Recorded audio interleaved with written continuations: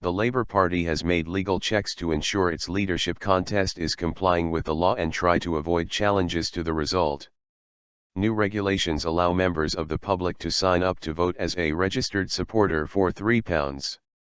The contest has been plagued by concerns that members of other parties have tried to influence the outcome. A spokeswoman for acting leader Harriet Harman rejected any suggestion of plans to halt or suspend the election. The spokeswoman said, "The party's focus is on making sure that the 2014 rules are fully complied with. We have taken legal advice to make sure that the rules are being complied with and that all due diligence as possible was being done. But there were no plans to halt or suspend the contest. We keep a close eye on the process." Tradition of support.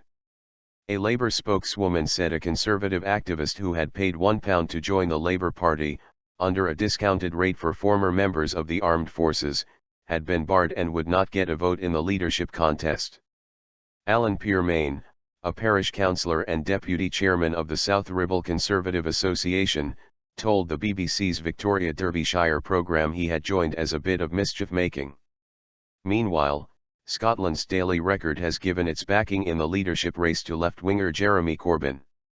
The newspaper's front-page endorsement comes a week after its sister paper, the Daily Mirror, backed Andy Burnham. Everything you need to know about the four candidates hoping to become the next Labour leader. Mr. Corbyn said, "I'm obviously pleased to have the backing of a paper that has such a long tradition of support for the Labour Party.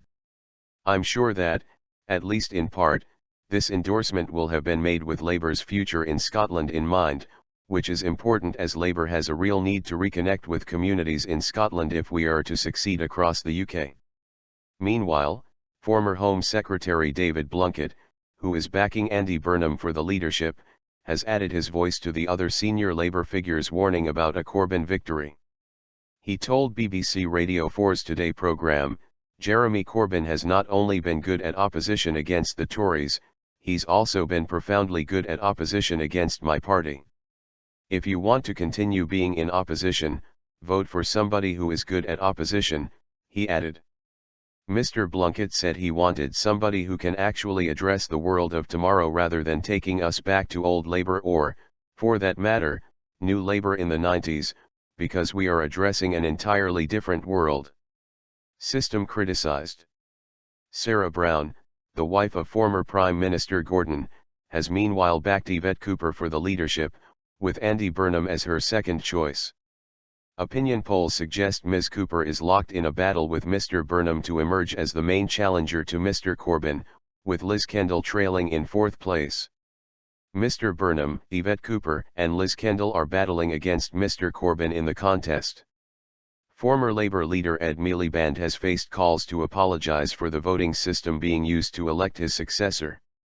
The change from an electoral college system, which gave equal weight to MPs, party members, and trade unionists, to one member, one vote, with the public allowed to join as registered supporters for £3, was overwhelmingly backed by a special Labour conference last year.